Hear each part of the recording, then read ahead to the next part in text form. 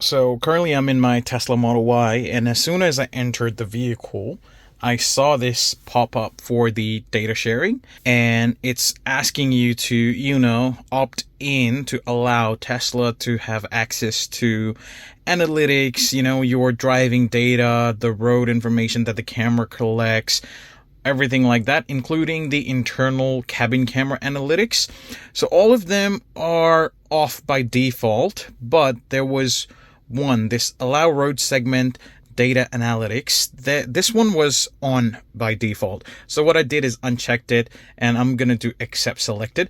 The reason for that is because I would not want my data to be easily accessible like that, because who knows, if there is a breach in Tesla or whatsoever, hopefully, that day may never come, but if there is, then your information could be leaked. So to avoid and save myself from that, I have decided to unselect everything. The only one by default that was on was this allow road segment data analytics, as I mentioned before. So what I'm going to do is now do accept selected, and then that's it. The main reason I came to my car today is to update the software, because I saw that there is a software update available. So let's turn on the hotspot that's here. It's currently on and waiting for it to connect here.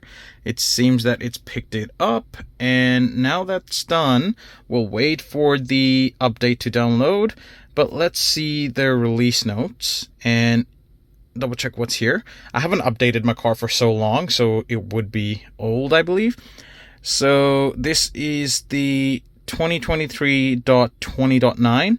It has the tire service mileage and text size user interface improvements. So in the tire service mileage, you can go to control service to see how many miles it's been since your last tire service. When you get your tires rotated, replaced, or swapped, tap reset to reset the counter.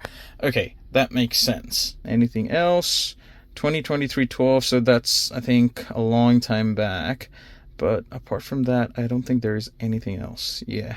Now let's go back to the release, and we can see that it's downloading. The Wi-Fi is still connected. Although I am in a parking lot, as you can see from here, the internet that's connected is still good because I do have 5G, as you can see there. So there's no need to worry about that. Let me just lock my screen. It's 11:05. I'm going to have to be in the car just so that the software finishes downloading and the installation can happen whenever, even if I'm not here, maybe midnight or 2 a.m., anytime after it's been downloaded. So when you live in an apartment, this is what you have to do. You have to use the hotspot connection and connect your Tesla to it, and then download the updates, because your building could be at any level and you would not be able to connect to your home Wi-Fi. So use your device and do a hotspot, and then connect your car to download all the updates. And that's the easiest way to do it. So there's nothing stopping you from downloading updates. You don't necessarily need to be living in a house to buy a Tesla. Certainly that is going to be a much more benefit, or it's going to be a plus point if you live in a house and have a Tesla, because you get to charge your car inside of your garage, and it's going to be easier.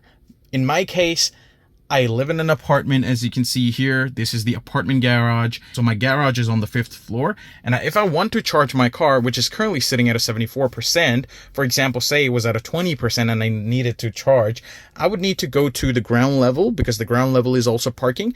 And on the ground level, there are EV chargers available. And mostly in this apartment complex, the EV charger is free almost every time, although there are about 10 EVs that I've seen people living in this building have. Currently in this floor, mine is the only EV that's parked. Sometimes there are 1 or 2 Teslas on the other side in the parking behind the cage that you can see there.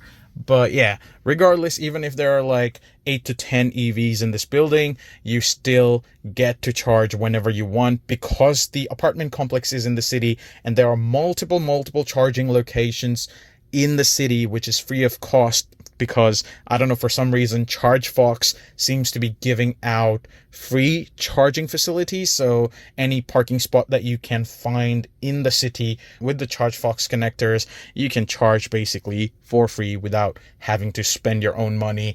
So that's pretty good. Not sure when they're going to stop it, and not sure why it's free, but it's there. And majority of the apartment complexes in the city would have EV chargers on the building premises as well. It might not be on the walls next to your car park, but it will be in one of the locations in your apartment complex. So charging, etc., will not be a problem if you buy a Tesla, and if you live or own a unit in an apartment setting rather than a house setting. Okay, the software has been downloaded now, and I have scheduled it to update midnight tonight, so it should be all good. Now I can leave the car and get on with my day, and this will automatically happen. I don't need to be near the car. I don't need to authenticate or do anything whatsoever. Because the software has been downloaded, it can be installed on midnight automatically without my assistance whatsoever and without my presence. So that's how I update the software while still living in an apartment, and there is no problems with that. There's no issues with that. Just ensure that you can do a hotspot and you have enough data on your phone to be able to do that. If you don't have enough data, because technically, I don't know how much data it actually utilizes to download the software, download the update.